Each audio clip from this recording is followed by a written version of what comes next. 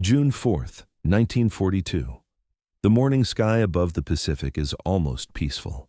On the flight deck of Akagi, the sea breeze carries the sharp smell of aviation fuel.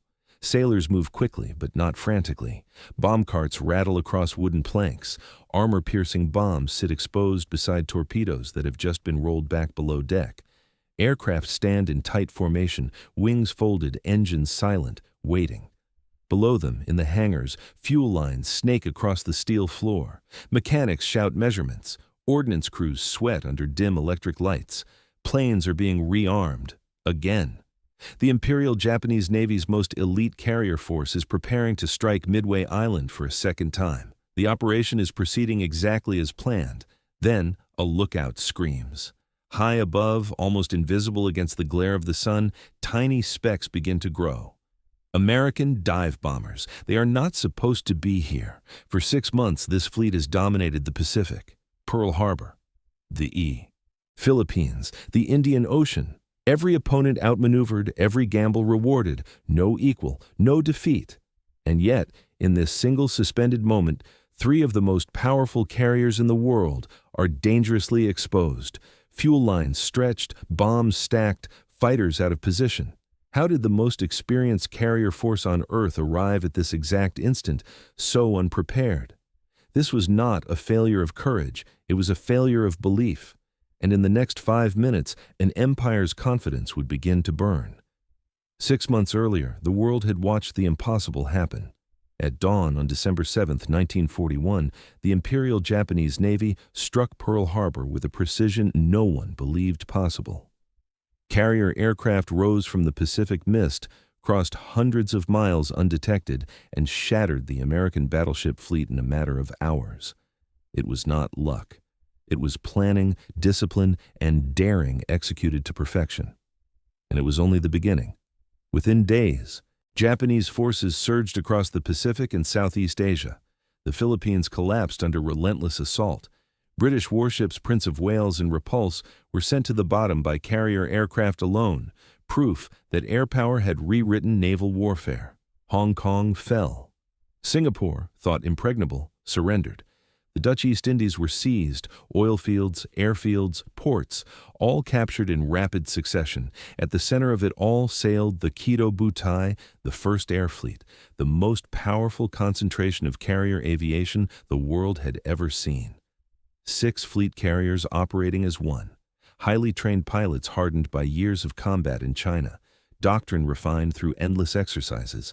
Commanders who believed speed and aggression were the ultimate weapons. And every time they struck, they were right. In the Indian Ocean in April 1942, they hunted the Royal Navy. British cruisers in the carrier Hermes were found and destroyed. Allied fleets scattered. No counterstrike materialized. No ambush succeeded. No decisive blow landed against them. Success became routine. Reports flowed back to Tokyo filled with victories. Newspapers celebrated an unstoppable empire. The carrier crews themselves began to feel it, the quiet confidence of men who had not yet been checked. Inside the naval staff, something more subtle began to take shape. It was not arrogance in the loud, careless sense. It was quieter than that. It was the gradual hardening of assumption into certainty. American forces were reactive. American commanders were hesitant. American industry could not keep pace. American morale must be collapsing. These were not debated as possibilities. They were accepted as facts. The Japanese Navy had spent decades preparing for a decisive battle against the United States. They believed they understood their enemy. They believed the Americans would advance cautiously, protect what remained of their fleet, and wait for reinforcements. And because Japan had won every engagement so far, there was no evidence to challenge that belief. Victory has a strange effect on institutions. It rewards the decisions that worked. It silences the voices that question them. It makes caution feel unnecessary. By the spring of 1942, the Imperial Japanese Navy had not experienced a major strategic defeat in modern naval warfare. Its carrier arm was unmatched. Its pilots were elite. Its doctrine had proven itself again and again. The possibility of catastrophic failure did not feel real. Not because they were incompetent, but because they had been right every single time.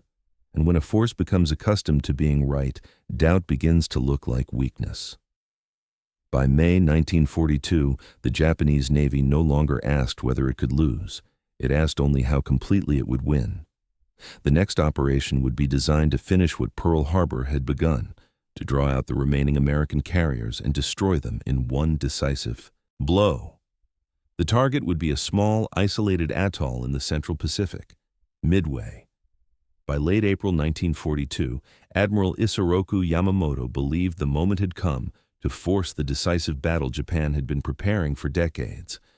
Pearl Harbor had crippled the American battleship fleet, but it had not destroyed the aircraft carriers. Those carriers had escaped, and as long as they remained at large, they were a threat. Yamamoto's solution was bold. Seize Midway Atoll, a small American outpost roughly 1,300 miles northwest of Hawaii, and force the United States Navy to respond. When the American carriers rushed to defend it, they would be ambushed and annihilated by the superior Japanese fleet. On paper, it was brilliant, but the plan that emerged was not simple. It was sprawling. The carrier strike force under Vice Admiral Chuichi Nagumo, 4 fleet carriers, Akagi, Kaga, Soryu, and Hiryu, would approach from the northwest and launch airstrikes to neutralize Midway's defenses. Simultaneously, a separate force would attack the Aleutian Islands in the North Pacific, a diversion intended to confuse American intelligence and split their response. Far behind the carriers, Yamamoto himself would follow with the main body, battleships, heavy cruisers, and additional support vessels, ready to finish the American fleet once it had been lured into battle. The entire operation stretched across thousands of miles of ocean. It relied on precise timing, on radio silence, on perfect coordination between forces that would often be hundreds of miles apart. And above all, it relied on a critical assumption. The Americans had only 2 operational fleet carriers left, Enterprise and Hornet. The Yorktown had been damaged at the Battle of the Coral Sea and was believed to be out of action, 2 carriers against 4. The math seemed decisive. Japanese planners believed they held overwhelming superiority in both aircraft and pilot quality. Their aviators were veterans of continuous combat. Their doctrine emphasized concentrated strikes. Their crews had trained together for years. There was no serious expectation that the Americans could assemble a larger force in time. But that confidence shaped every layer of the operation. Because Japanese leaders were certain of their advantage, they were willing to divide their strength. They sent carriers north to the Aleutians, weakening the concentration at Midway. They kept Yamamoto's battleships far behind, trusting that the carriers alone would achieve air superiority before surface forces were needed. They enforced strict radio silence, even if that meant reduced flexibility once battle was joined. The plan was intricate, ambitious, and dependent on everything unfolding exactly as predicted. Earlier operations had emphasized speed and concentration. Midway emphasized complexity. That complexity was not born of desperation. It was born of confidence. The Japanese Navy believed it could control the pace of events. It believed it could dictate when and where the decisive engagement would occur. It believed the Americans would react predictably, cautiously, perhaps even fearfully. The possibility that the United States might already know the plan, that it might already be waiting, did not weigh heavily in those calculations. Victory had created a powerful expectation that the enemy would behave as they had before. And so, the fleet sailed east into the vast Pacific, spread across enormous distances, executing one of the most ambitious naval operations in history. Everything depended on surprise. Everything depended on accurate assumptions. And already, though few in Tokyo fully grasped it, those assumptions were beginning to crack. In Tokyo, there was absolute confidence in one thing above all others. The code was secure. The Imperial Japanese Navy's primary operational cipher, known today as JN-25, was considered unbreakable. It was complex, layered, constantly updated. Messages were encoded with numerical groups, then further disguised with additive systems. Even if intercepted, they were believed to be meaningless noise. Japanese commanders trusted it completely. But across the Pacific, in a basement at Pearl Harbor known as Station Hypo, American cryptanalysts were slowly, patiently unraveling that noise. They did not have the full code, they did not have every key, but they had enough fragments to see patterns. By the spring of 1942, American codebreakers began noticing repeated references to a target labeled AF. They believed AF was Midway. They were not certain, so they devised a test. Midway would transmit an unencrypted message reporting a critical shortage of fresh water. The hope was simple. If Japanese intelligence intercepted the message and later referred to AF suffering from water shortages in encrypted traffic, it would confirm the identification. The transmission was sent. Shortly afterward, Japanese intercepts mentioned that AF is short of water. The trap had worked. For American commanders, this was decisive. It meant Midway was the target and that they had advance warning. But on the Japanese side, the same information flowed through intelligence channels without triggering alarm. Japanese signals officers had noticed increased American radio traffic in the Pacific. They observed patterns that suggested U.S. naval forces were communicating more frequently than expected. There were subtle hints that something was wrong, but acknowledging that JN-25 might be compromised would have required a radical conclusion that the enemy could read operational plans, and that possibility was deeply uncomfortable. If the code were broken, then every prior success, Pearl Harbor, the Indian Ocean raids, would be shadowed by doubt. Had they truly been invisible, or merely fortunate? Institutions rarely accept information that undermines their foundation without resistance. Within the Japanese naval staff, reports about unusual American radio activity were noted, then rationalized. Perhaps the Americans were simply reorganizing after Coral Sea. Perhaps they were conducting routine exercises. Perhaps they were guessing. The belief in code security remained intact, because it had to. To doubt the cipher was to doubt the entire operational structure of the Navy. And so the Midway operation continued under the assumption of secrecy. The fleet sailed believing it held the element of surprise, unaware or unwilling to believe that the Americans already knew where they were coming. The most dangerous vulnerability is not a weakness in weapons, it is a weakness in perception. And by late May 1942, the United States Navy was positioning its carriers northeast of Midway, exactly where they needed to be, not by chance, but because they had been listening. If surprise was everything, reconnaissance was essential. Before the Midway operation began, Japanese planners understood one critical uncertainty remained: the location of the American carriers. They believed the U.S. fleet would react to an attack on Midway. But where were those carriers now? To answer that question, the Japanese devised a long-range reconnaissance mission known as Operation K. The plan was simple in concept. Large flying boats, Kawanishi H-8K seaplanes, would launch from the Marshall Islands, fly more than 1,900 miles, refuel from submarines positioned at French frigate shoals, then continue on to Pearl Harbor. From there, they would scout the harbor to confirm whether American carriers were present. If the carriers were still in port, the Midway operation could proceed with confidence. If they were gone, it would mean the Americans were already moving.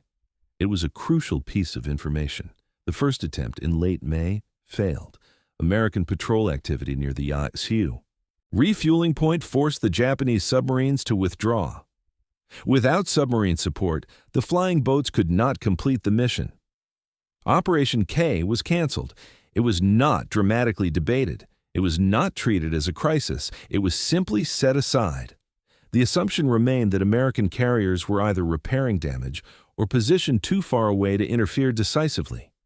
There would be no follow-up mission, no urgent replacement plan, no intensified search effort to compensate. The fleet would proceed without updated confirmation. In hindsight, it was a small decision, a logistical inconvenience, a failed reconnaissance sortie, one mission scrubbed in a vast ocean war. But its implications were enormous. If the flying boats had successfully scouted Pearl Harbor in early June, they would have discovered something alarming. The harbor was empty. The American carriers were gone, already at sea. Instead, Japanese commanders moved forward believing the operational picture had not changed. They assumed they still held the initiative. They assumed the Americans would react, not anticipate. Operation K did not fail because of enemy brilliance. It failed because contingency planning was thin, because the possibility of American preemption was considered unlikely, because confidence filled the gaps where caution might have stood. And so, as Nagumo's carriers approached Midway from the northwest, the most important question in the Pacific remained unanswered. Where were the American carriers? In reality, they were much closer than anyone in the Japanese fleet imagined. The Midway operation was not just bold, it was fragmented. At the center sailed Nagumo's carrier strike force, 4 fleet carriers and their escorts, tasked with neutralizing Midway and destroying any American naval response. But they were not alone in the operation. Far to the north, Japanese carriers moved toward the Aleutian Islands in a diversionary strike meant to confuse and divide American attention. Hundreds of miles behind Nagumo, Admiral Yamamoto followed with the main body. Battleships, cruisers, and additional firepower intended to deliver the final blow once the American fleet had been located and weakened. On paper, the design was elegant. In practice, it stretched Japanese power across an immense expanse of ocean. The forces were too far apart to support each other quickly. Radio silence, strictly enforced to preserve surprise, limited communication. Reports would be delayed, clarifications would take time, adjustments would be cautious. Nagumo's carriers, the sharp edge of the spear, were effectively isolated. If American carriers appeared unexpectedly, there would be no immediate reinforcement, no rapid concentration of overwhelming strength. The decisive battle doctrine Japan had spent decades refining depended on coordination. Carriers softening the enemy, battleships finishing the engagement. At Midway, those elements were separated by distance and doctrine. Confidence made that separation feel acceptable. After 6 months of victory, the idea that the Americans might seize the initiative seemed remote. But war punishes rigidity. And as June 4th approached, the Japanese fleet was powerful, yet structurally brittle. Everything now depended on timing, everything depended on accurate scouting, and everything depended on the assumption that the enemy would behave exactly as expected. Dawn broke over Midway on June 4th, with Japanese aircraft already in the air. Nagumo's first strike wave roared toward the island just after sunrise. Bombs fell on airfields and fuel depots. Anti-aircraft fire rose in thick black bursts. American fighters clawed upward to intercept and were cut down. The initial reports came back quickly. Midway had been hit, but it was not destroyed. Runways were damaged, not disabled. Anti-aircraft fire remained active. The island would require a second strike. Nagumo faced a decision. His reserve aircraft were armed with bombs suitable for land targets. If Midway needed to be neutralized completely, those bombs were appropriate. But even as he considered a second strike, his scout planes were still fanning out across the ocean in search of American ships. The search pattern was not comprehensive. It left gaps, wide arcs of ocean unobserved, and one of the most critical scout aircraft, launched from the cruiser tone, departed late, nearly 30 minutes behind schedule. At 7:28 a.m., that delayed scout sent a message. Cited 10 enemy ships, no immediate mention of carriers. The report was vague, incomplete. Nagumo hesitated. Were these merely cruisers and destroyers, or something more dangerous? Minutes later, an amended message arrived. Enemy force appears to include 1 carrier. 1 carrier, not 3, 1. Nagumo now faced a collision of doctrine and uncertainty. If he rearmed his reserve aircraft for anti-ship strikes, it would take time. Torpedoes and armor-piercing bombs would need to be brought up from below deck. Fuel lines would be reconnected, aircraft repositioned. If he launched immediately with land bombs, and American carriers were indeed nearby, the strike would be ineffective. He chose to rearm. It was not panic, it was not incompetence, it was a rational decision based on incomplete information and a belief that he still controlled the tempo. He believed he had time. What he did not know, what the delayed scout had failed to reveal in full, was that the American force was far larger than expected, and that while Japanese aircraft were being refueled and rearmed below deck, American dive bombers were already searching for them. By mid-morning, the sea around the Japanese carriers was deceptively calm.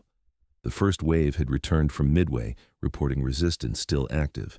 Nagumo had ordered his reserve aircraft rearmed for anti-ship strikes. Torpedoes were hauled up from magazines deep below the hangar decks. Armor-piercing bombs replaced high-explosive land ordnance. Fuel hoses were reconnected. Aircraft were moved, turned, repositioned.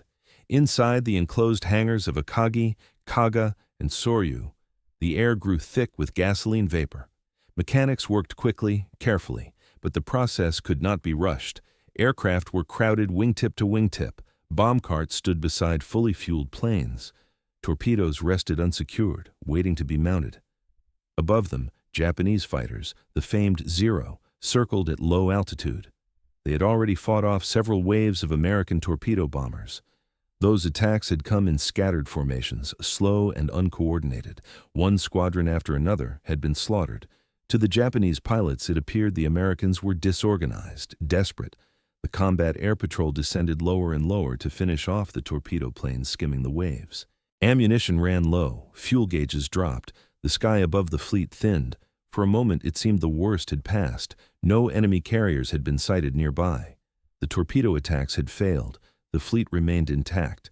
But down in the hangars, vulnerability had quietly accumulated. Fully fueled aircraft, live ordnance stacked, ventilation systems pulling gasoline fumes through confined steel corridors. It was a temporary condition, a necessary step before launching a decisive counterstrike.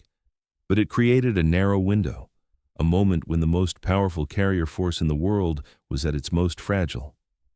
High above the scattered clouds, unseen and unchallenged, American dive bombers were converging. They had become separated from their torpedo counterparts. They had nearly run out of fuel. Some pilots believed they had missed the fleet entirely. Then, through a break in the cloud cover, they saw wakes cutting across the ocean, 4 carriers, perfectly outlined. Against the blue. At 10:22 a.m., the sky opened. At 10:22 a.m., the first American dive bombers rolled over into their attack. From nearly 20,000 feet, they tipped their noses downward and plunged almost vertically toward the Japanese fleet. Wind screamed across wings. Engines howled in full throttle. Pilots fought to keep their aircraft steady as anti-aircraft fire erupted below. On the decks of Akagi, Kaga, and Soryu, sailors looked up and saw them at the last possible second. The Zero fighters were too low. The sky above was nearly empty. On Kaga, bombs fell first. One struck near the forward elevator, another detonated among fueled aircraft clustered on the hangar deck. A third exploded beside armed planes waiting for launch. Aviation fuel ignited instantly. Flames raced through enclosed spaces packed with ordnance. Within seconds, the hangar became an inferno. On Soryu, a bomb pierced the flight deck and exploded below. Fuel lines ruptured. Shockwaves flipped aircraft. Onto their backs, torpedoes detonated in chain reactions. Fire tore through steel corridors faster than damage control crews could respond. Then came Akagi. For a brief moment, she seemed untouched, turning sharply to evade, but one bomb found its mark. It penetrated near the midships elevator and detonated among fueled and armed aircraft preparing for launch. The explosion was not the largest of the morning. It did not need to be. Flames leapt upward through the hangar deck. Fuel vapor ignited. Fire spread into spaces never designed to contain such chaos. Within minutes, command centers filled with smoke. Communications faltered. Heat became unbearable. 3 fleet carriers, veterans of Pearl Harbor, symbols of Japan's early triumphs, were mortally wounded in less than 5 minutes. The transformation was staggering. At 10:20 a.m., the Imperial Japanese Navy controlled the battle. By 10:25, it was fighting for survival. The strikes were not random miracles. They were the culmination of converging failures. Scouting gaps, delayed reports, rearming procedures that crowded hangars with volatile fuel and bombs, fighter patrols drawn low by earlier torpedo attacks, and above all, the belief that the enemy could not possibly be in position yet. The bombs did not destroy the Japanese carriers alone. They ignited the vulnerability that had been building for months. Across the fleet, sailors fought desperately to contain the fires. Hoses streamed water onto blazing decks. Ammunition was jettisoned overboard. Wounded men stumbled through smoke-filled corridors. but the damage was irreversible. By early afternoon, Kaga and Soryu were abandoned. Akagi, flagship of the strike force, burned through the night before scuttling charges ended her life. Only Hiryu remained capable of counterattack. The balance of power in the Pacific had shifted, not gradually, not subtly, but in a single violent eruption of flame. When the smoke began to thin over the Pacific, the scale of the disaster became clear. By the end of June 4th, 3 Japanese fleet carriers were doomed. By the next day, Hiryu, the last surviving carrier of the strike force, would also be found and destroyed. 4 carriers, Akagi, Kaga, Soryu, Hiryu. The core of the Kido Butai, the instrument that had struck Pearl Harbor and terrorized the Indian Ocean, was gone. But steel and flight decks were not the most irreplaceable loss. Inside those burning hangars were Japan's most experienced aviators, squadron leaders who had trained for years, pilots hardened over China and Southeast Asia, deck crews who could launch coordinated strikes with unmatched speed. Japan did not have a deep reserve of carrier-trained airmen. Training new pilots to that standard required time Japan no longer possessed. The United States, by contrast, could replace ships and planes with industrial scale. Japan could not easily replace experience.